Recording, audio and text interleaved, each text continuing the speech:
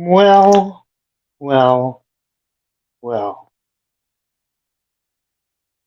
We are live. It's July 29th. It's literally a month on the day since I should have had my surgery.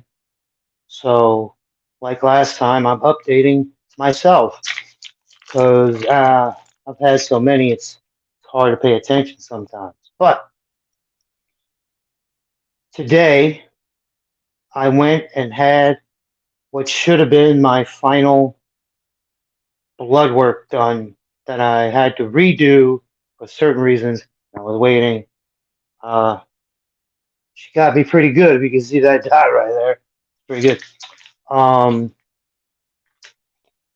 I see Uncle Gus is here. Hey man, I hope you're doing well. As you can see here, I'm doing this because things aren't that well. But let's get the update out of the way and then we can have some fun. Uh, so yes, I gave the what should have been the final, excuse me, vials of blood over at the blood center. Then when I get that information back from, well, it goes to the doctor, my surgeon, I should get the new date of what's going to be my surgery. Uh, Now that we're a month past what it was, uh, and things have gotten a little worse here or there, I'm hoping we could get things moving in a general way. Yes, glad to see you too, Uncle Gus there. It says guns, but you're Gus. I'm just going to say that. Now, uh, to go along with getting the necessary update on surgery so I can remember, because, this will be the fourth one in within the last 10 years, even less. But anyway, um, I wanted to get horror stuff down. I even wrote some stuff down because me and somebody like D, I see him almost every night. I pick him up from work and we discuss we discuss all these different theories you hear going around or that we make up ourselves. And so here's some more. We're going to start with the movie Scream. We were watching Scream 5 in the theater, and in the beginning, Elm Street pops up, or is there, the sign. Even if you go back to the first movie, they at least, oh my God, I keep wanting to say Nancy, but Sydney lives on Elm Street. Well, they say Elm. They don't say Street because it's mostly an homage to, you know, uh, the man who created it all, Wes, Mr. Craven, if you will. So now, here's some things to think about if you watch this later on, or even you, Gus, if you want to do this. In Scream 1, they are watching Halloween 1, the Carpenter classic. Randy gives the rules. Fun fact, the movie runs really long compared to what it should to line up with what they're doing in the Scream movie. Like if you were to actually like let it play out, there's no way it would be that long. But we let it go as horror fans because things like that. You like, yeah, it's great if it fits. If you wanted him to pause it where he's got the knife in his hand, then yeah. So okay. In the movie Halloween 7 or Halloween H2O, the movie Scream 2 is playing. It's on the part with Sarah Michelle Gellar, if I remember correct. and it's just a quick. Here's your here's your boop, and there you go. Much like in Scream and Halloween, these were the times when uh, bands would write songs for the movies. Creed is has a song in each movie. In Halloween H2O, it's What's This Life For? In Scream 3, it's What If? And you can hear it for a second or two. But so, in Scream 1, they're watching Halloween 1. In Halloween 7, H2O, Scream 2 is playing. Now, I have been watching Halloween Ends a bunch of times to try and wrap my head around what they were trying to do. I mean, it's not hard to say what they're trying to do, but how it came across and what we actually got. Now, in Halloween Ends, the movie The Thing is playing by the great John Carpenter. Now, I did not come up with this. I heard this from somebody else because, reviews and reactions. But if The Thing is playing in the Halloween Ends movie, are we still to assume that in Halloween 1, I mean, in, how do we put this? Halloween the movie shouldn't exist as a movie in the Halloween universe. And Halloween Ends, he's watching The Thing. Is The Thing the first movie to drop from John Carpenter in that universe? Or The Fog, maybe? I always get mixed up which one will be first, but Halloween 1 cannot be the movie to break out from said adventure. I like that because it puts the movies back in a different section or a different lineup. And if The Thing is playing, that was 82. The Fog was 80, so maybe that should have came first. Um, or maybe Christine, somebody, correct me, or I'll correct myself later on. But I did not come up with this. Somebody else said, hey, if The Thing is playing, that must have been the first movie to come out, or was that the breakthrough movie for John Carpenter in the Halloween Ends universe? Halloween Ends would include the first one, 2018 Kills and Ends. Now, I like that because it puts a nice spin, because they put it in there just for, us. Like, hey, here's the thing, dedicate a little bit to John, and here we go. Now,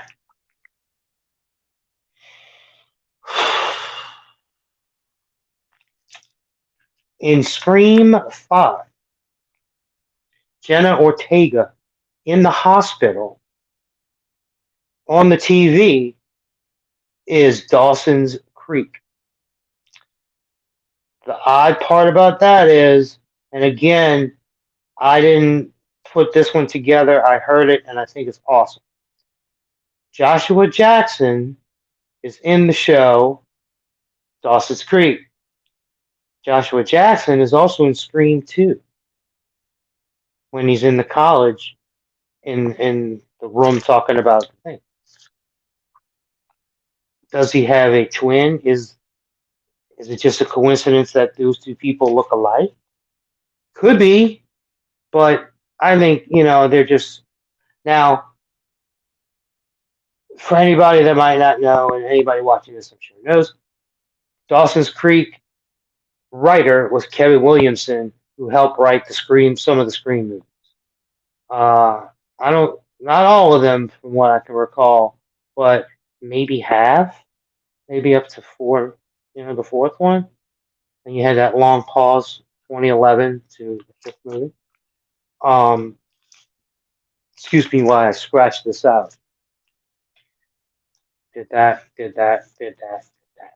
Now, if you saw the thumbnail This is also brought to you by Thorn Incorporated. Thorn makes Halloween masks and joke novelties, etc. Um, this goes back to the Halloween Ends scripts that Mr. David Gordon Green, when he wrote, from what we've heard, the first couple were written with Silver Shamrock Factory at the end of the movie. Well, I happen to be one of the executives for Thorn Incorporated, who makes Halloween masks, including the shapes. And at the same time, uh, you can go back to the movie Halloween 3, Season of the Witch, to hear more of the items like the soft chainsaw or sticky toilet paper. Um, Now, there is one that I want everyone to ponder, and I'm trying to figure out how to say this properly, but it's called the Dead Dwarf Dad. Now, we can all put together what that is, but are you kidding me? That is amazing that they went through the trouble to create such a thing. Um, Now, I'd like to thank the Thorn Incorporated company for helping me get to where I am right now and being able to inform you about the world and such.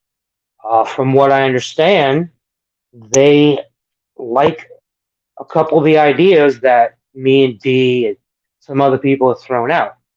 One of the ideas I threw out was if you watch uh, Friday the 13th, Part 4, the final chapter, they bring Mr. Voorhees to the morgue. When they put him in the metal, cases, they don't shut the door all the way. I like that theory and take it to in the Halloween Ends universe. They destroyed the Michael Myers body completely. We do not see what they do to Corey Cunningham's body.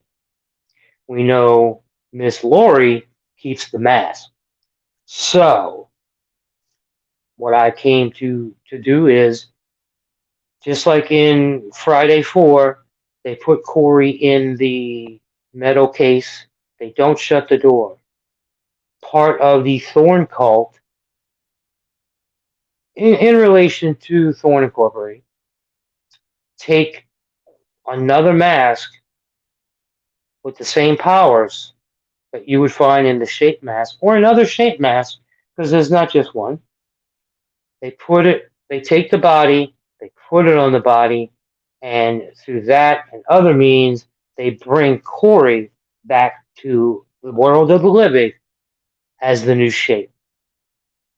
Again, Michael has been destroyed by the metal chipper. There is no more Michael. You cannot put that back together, as far as I'm concerned. But Corey can, and we need a new shape. That's how you get a new shape. Thorn, who was keeping track of Michael, takes the helm. Now, in the movie Halloween Ends, when Miss Laurie is in the house with Corey, and Corey's sleeping where the little kid fell, she's giving a speech about being infected and evil and such. And she says to protect the tribe, or something to that effect. The same idea given in the Thorn trilogy of Halloween 4, 5, and 6. Or, if you want to go back, when I read the first novel, or the novel for the first movie, the very beginning of the book is back in time of the Druids or the Celts, excuse me, and it gives you the layout of Michael hears voices, Michael is made to kill, and like given in the story you hear in part two, Halloween 281,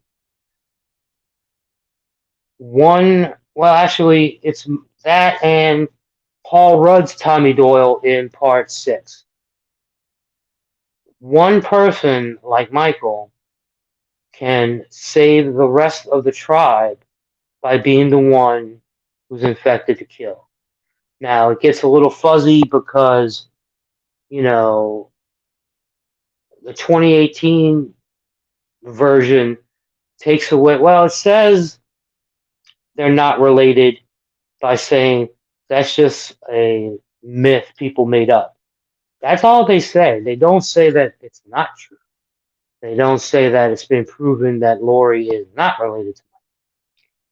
But why would, in ends, Lori go through the trouble of saying, you know, you can be infected and not know it, and it could take that one person to save the rest of the tribe. So, given that and the whole Thorn theory, and now that I'm working with Thorn Incorporated, after Halloween ends, the body of Corey is put in the morgue, taken by the Thorn cult, brought back to a stasis of the shape using one of the masks, and becomes the new killer. Now you can go from there. I haven't exactly written the whole movie out, but that's where I started. And I can thank Dee who helped by saying even maybe Corey's parents are so crazy because they're part of it, and that's why the mom in the movie, messes with his life so much and makes it so rough on him. But he has to take her out because he's pushed over the edge.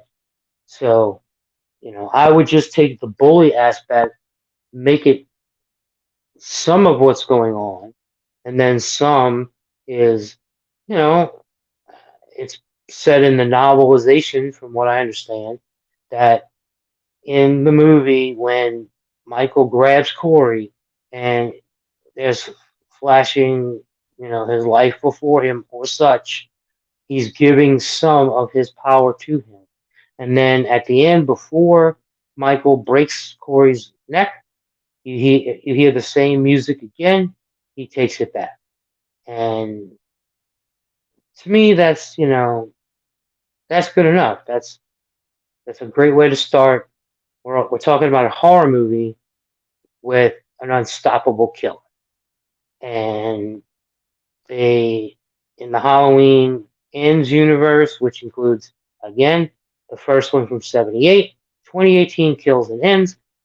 The body of Michael Myers is put in a metal tripper shredder, and turned into. But they don't explain in any way what they do with the body of Corey. So I'm going to take that ball and run with it. And like I said, Friday 4, he's brought to the morgue. The Thorn cult, help from Thorn Incorporated, or Thorn Industries, if you will, take him out. Now,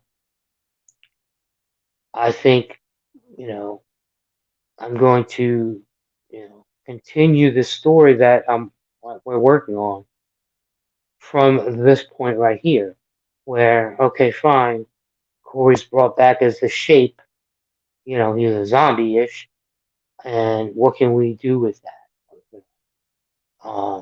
Obviously,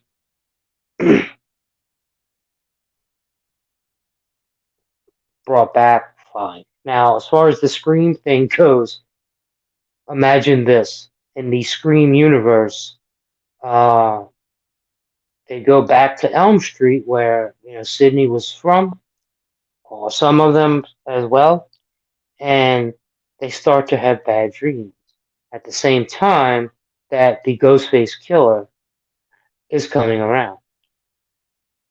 In desperation and unknown that they can do this, they accidentally pull Freddy out and comes face to face with Ghostface. So you get a Ghostface versus Freddy Krueger. Now, the problem with that is, just like Freddy versus Jason, it's a dream demon. How do you square that circle? But it's kind of like Hellraiser 2, where you need, you end up having one of the bad guys in the bad guy universe of horror helping you out against another, but it's a human versus that. But you get both or all three, depending on the case of how many ghost faces are in your movie, to go up against Freddy after being pulled out by one of the people Ghostface was going against. This is a play on everything that a couple of us have been thinking about and think it's pretty fun. Now, I guess we could do it with some costumes ish. It'd be a really, technical process, but doesn't mean we can't do it. Just like the Halloween ends, Corey, Return of Corey, we already have a Michael mask, an outfit, and we can just sum up the rest because it doesn't matter who's wearing it. But as always, this is to document this stuff in case I forget, which thanks to other things I have been lately, or within the, let's say lately. And also, this was an update for the surgical process coming. Again, I gave the blood to see, try and square the test that didn't for some reason. And as soon as I know, I'm going to document it again right here for everyone to see and for me to have on deck. And I'm going to keep writing down any Halloween theories, and I say Halloween as in scary movies. You know, uh, a lot of this starts with Halloween Ends because that was the last big one to come out, other than Hellraiser. But that Hellraiser really wasn't connected too much to the main run. But I did enjoy that Hellraiser very much as a Hellraiser fan. So that's where we're going to stop for today. Uh, I'll keep hoping as we go, more people will come and we can talk and and ask questions or whatnot. But, so it's July 29th, 5 o'clock Central Time. And I hope everybody that, hears this or even doesn't is doing okay, has a great day, and you know where to find us if you need us. So until next time, this is Colonel Chubbs of the Dude Brothers, coming to you thanks to Thorn Incorporated. Over and out.